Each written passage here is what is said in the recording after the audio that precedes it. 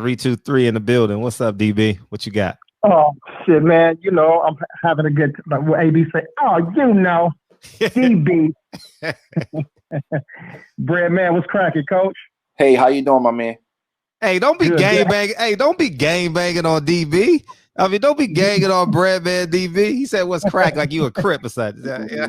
He from LA. Look, he's from Philly, so I ain't gotta be like, "Where you from, homie?"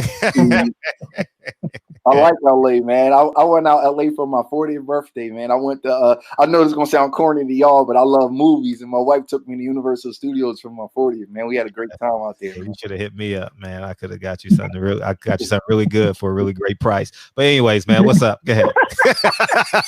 hey, for real, man. Look, I bounced at some of the best spots out here. So yeah, when you come back, let Fred know, man. We'll set something up for you. 100%, man. Hopefully it'll be soon, man. I like the West Coast. Yeah, ain't no coast like the West Coast is the best coast. Yep. Yeah, so in terms of boxing, once boxing resumes, will you continue the PBC Breaking Bread with Breadman series? Sure. I mean, I just wait for him to call me, man. You know, I get little bones thrown at me, man. I get a couple of little podcasts here, a couple little things here, check here. You know, I just wait for them to call me. If they call me, I'll do it. If I got time, it's cool. Yeah, right on, man. I really like that. So what's your competitive advantage and your uniqueness as a trainer? You know what, man? I think I just look at things differently than a lot of coaches. I hear people like say different things, man. And I like, you know, I just view things differently than most people, man. You know, like with the Herd fight, for example, you know, everybody, like even coaches in our gym was like, man, y'all got to move. Y'all got to do this. Y'all got to do that. And I can't tell because we're going to fight Herd again. So I can't tell everything I did. But I was like, one day I called you and I said, man, we ain't got to run from this dude. I'm like, you don't got to run from him. And he looked at me and we worked on something in the fight. And I'm like, man, I said, Joel, let me tell you something. His arms is too long. He can't bring his arms back to defend himself. We don't have to run from him. We're going to stay right there, and you're going to beat him to the punch consistently. And we're going to go to his body, and when the truck try to run you over, you flatten the tires. Don't nobody go to his body. I said, that dude is a Mack truck, and you get stronger as the fight go on, but we're going to stick something down in his body, and we're going to see who the stronger guy is in the second half. And everybody, you know, was like giving us credit for the game plan, but I was just like, you know, I think it's common sense. If a truck trying to run you over, you can't run away from it. You got to flatten them tires, man. You know, so I just view things differently than a lot of coaches, man. I'm an optimist, man. I work hard. You know, I don't leave no stone unturned. I can't sleep. I got paranoia and anxiety. So I'm up 5, 6 o'clock in the morning, you know, with Julian. You know, one of the reasons why I think that we probably don't talk as much as we used to because we be around each other so much.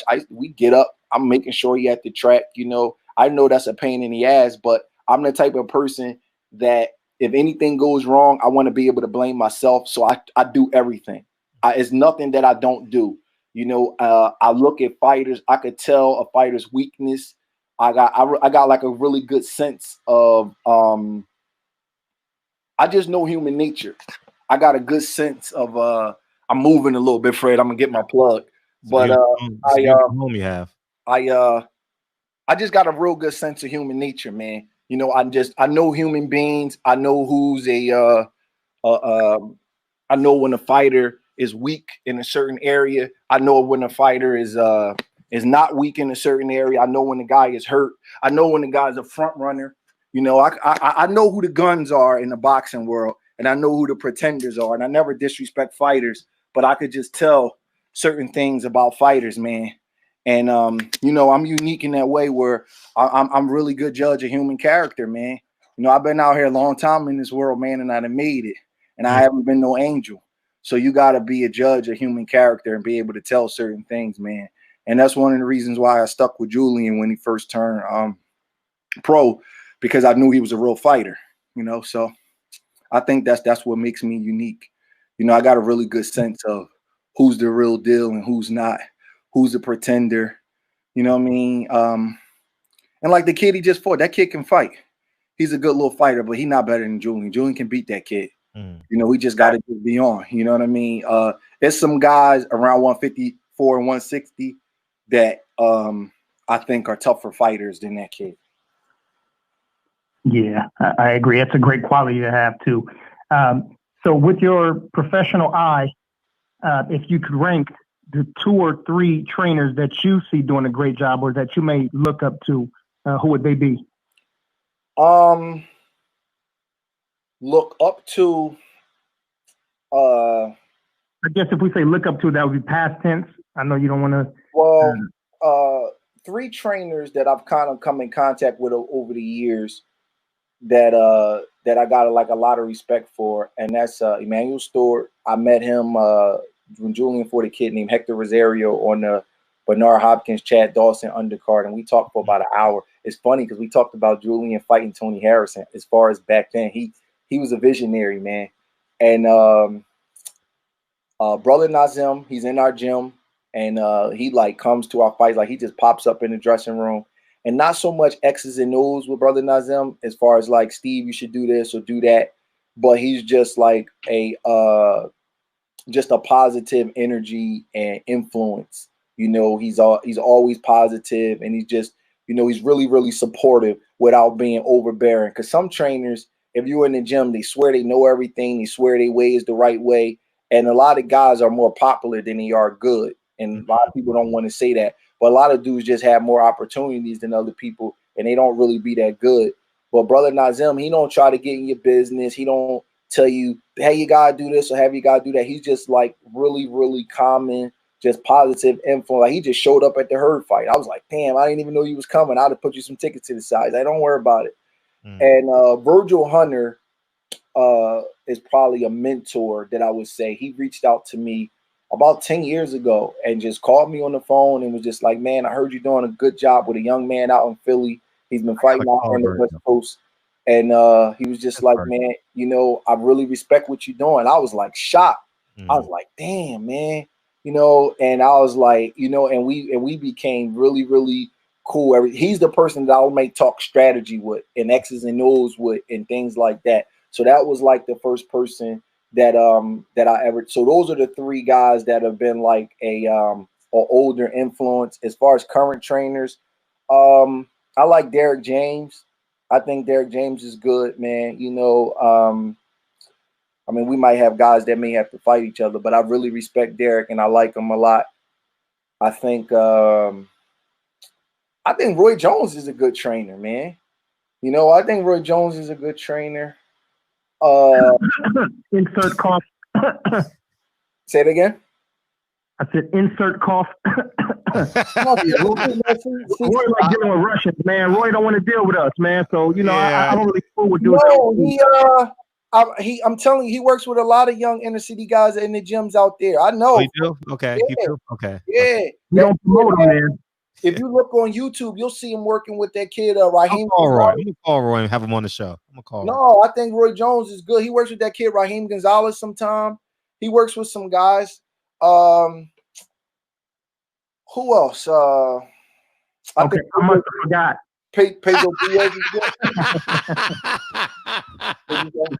He said, "I must have forgot." I think Pedro Diaz is a good trainer. Yeah. I think Ronnie Shields is good. Shane McGuigan, I think he's good. There's a lot of guys that I think is good, man. I think, man, my head's getting a little good. I think Terrence Crawford has a good crew. Yeah, they're pretty good. I respect everybody, man. You know what? Everybody got their own way of doing things. No way is right or wrong. You know, it's just you kind of got to customize what you do to the fighter that you got. You know what I mean? But it's a lot of guys that I think are good trainers, man.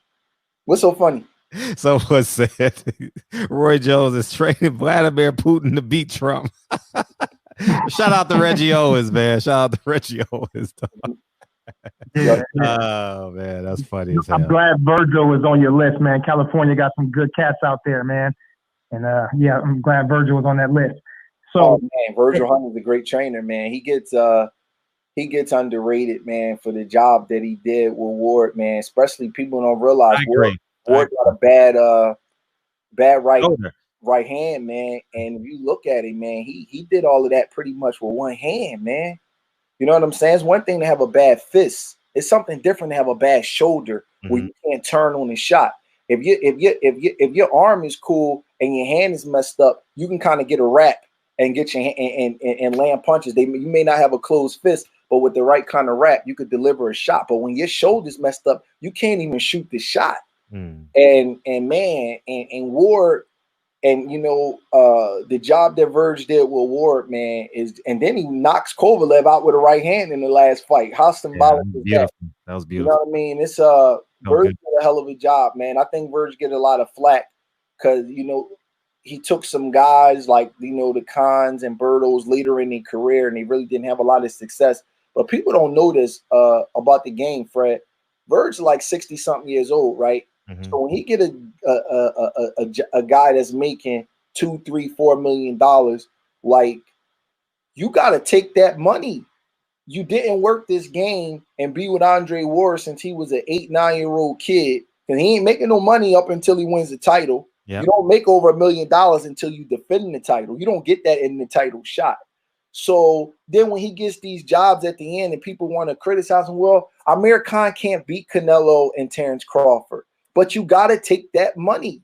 What are you going to do? You're not working till you 60, 70 years old to not make no money. So your wins and losses in certain areas is not going to look a certain kind of way. But this is a business at the end of the day. You know what I mean? So when I hear fans and media criticize certain things, I just shake my head and I say, if y'all in that position, you know, as a trainer, to get a 6-figure night, you know how a boxer's goal is to get a 7-figure night? Well, a trainer's goal is to get a 6-figure night. They don't come along that often. So you got to take that money. You know what I'm saying? It's nothing Verge could do with freaking Khan and Canelo. What can you do with that fight? You know what I'm saying? Of course he's going to lose that fight. You going to hold that against him? Come on, man. You know, so Verge a hell of a trainer, man. Trust me, he really is. Yeah, absolutely. Who's the fighter that you see has a decent amount of talent that if they worked with you, you can make them into a champion? I know that may be speaking. Oh, man. You know what, man? I'm probably going to get in trouble for saying this. You know. In a barbershop, baby. We in a barbershop. You know what? But I'm going to say it, you know, and this ain't nothing against their coaches. It's just a fighter that I saw that I like his body type. And I just said, damn, man, I could do something with him for a certain fight. And Fred going to like this. And let me preface, it's nothing against his coaches. They're doing a great job. I never, ever criticize a coach, man, because you don't know what they go through. But when I saw Deontay Wilder and Tyson Fury, I said, damn, man, if I had Wilder, man, shit, I could just see little teeny things they was doing. Wilder don't need me. That joker got 10 title defenses and way more money than I ever smelled. And Mark Breedlin is a great coach and he was a great Olympian. I'm not ever going to do nothing like that. But I always go by my authentic initial reaction to anything. And when I saw Wilder Tyson Fury, I was like, man, I wish I had Wilder. And it's funny because Verge called me that night and he said, Steve, you'll do a good job with Wilder. And I said, shit, man. And we actually talked about how I would fight Fury with Wilder, because when he was getting bull rushed like that, it was two little things that Wilder could have did to kind of just take away that, man. You know, but I don't really know Deontay like that, and I'm never gonna lie. He's watching, so he's watching. So let's I know him and Julian are real cool. But when I saw that fight, I just saw something that I don't think Deontay was realizing that was happening. And again, that's another fight where, you know, he probably don't want to take away from Fury's victory, but it's probably was things going on similar with Julian and the other and Rosario. And as a fighter, you just can't say him because you can't make excuses. You got in the ring and you collected your check, so you really can't make excuses. But you know, I could tell there was some things going on with Deontay in that fight. But that's the one fighter, man, that I look at and I say, whoa, man, it's because I don't care what nobody say. Tyson Fury won. I don't, I would never discredit a man's victory because boxing is hard enough to win fights at the top level. But Deontay Wilder's not out of that third fight. It's small adjustment. Tell us, what is it? It's here. Okay, I'm just talking about just from half stepping. What do you think you should do? No, I'm not going to do that. I'm not. I would tell him personally. Okay, I don't want to do that because it's disrespectful to his coach. Well, send it to my DM, and I want to read it. Send it to my DM, and I'll make sure he gets it. Good night. One thing about that fight, as far as the future fight, they're talking about the the third fight, right? So here's what I always say about that. Deontay Wilder was as worse as he could be that night, right? Mm-hmm. Okay. Tyson Fury probably fought a little bit over his head that night. I think so. Now, baseline averages, we're not going to see Tyson Fury be that good again. God damn, he was a monster that night. You know what I'm saying? We never seen him even fight an aggressive fight like that. So if Deontay Wilder moved his game up a little bit and Tyson Fury just comes back down to earth a little bit, now we got a very competitive fight like the first fight was. So people so fast to throw mud on people and be like, oh my God, Deontay can't win. I'm like, man, first of all, them dudes is throwing hand grenades. They both big guys. Anybody could get hurt in a fight like that. A small adjustment and you got a much more competitive fight. So who expects Tyson Fury to win every round against Deontay Wilder and bust his eardrum, hurt him early? That's not going to happen again. The third fight is going to be more competitive. So I just believe that I don't believe that Deontay Wilder is out of that fight. I really don't. I think now I can say this. I think that I don't know Deontay Wilder, but I always thought that his biggest asset was not just that he could punch, is that he was fast and he could punch and shock you, and he didn't give you time to brace for the incoming shot. And I was talking to some people about it because I bet I'm a gambler. And I bet that night. I tagged you. So they were talking about how heavy Deontay was, and I was just like, everybody has their own perception of things. But I was saying to myself when they were saying that Deontay Wilder wanted to get heavy, I was like, damn, man, how hard do he want to punch? He's killing people at 210, 215. Yeah. How do he need to get heavier? What I mean? I guess it's just a mental security thing for him. But I always thought that he can punch his ass off, but it wasn't just how hard he punched. It was the fact that he could punch and you didn't have time to brace for the shot. So like with that Brazil shot, Brazil didn't even see it. He didn't even see the punch coming. It was almost like somebody walked up and was like, yo, man, can you light my cigarette? And he goes to light the cigarette and you sucker punch him and knock him out cold. You don't even see the shot. So the more weight that he has, he's pushing around more weight. I don't care what Tyson Fury do. My personal opinion is Deontay Wilder needs to be fast and swift. Because people can say what they want.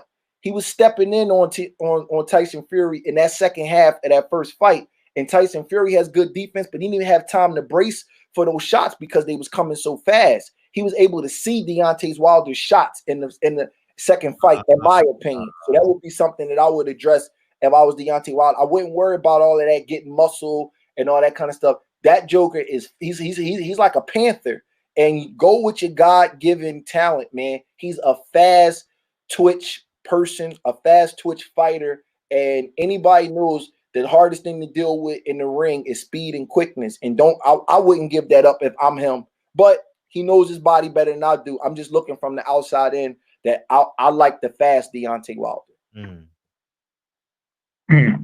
Okay, so now that we secured that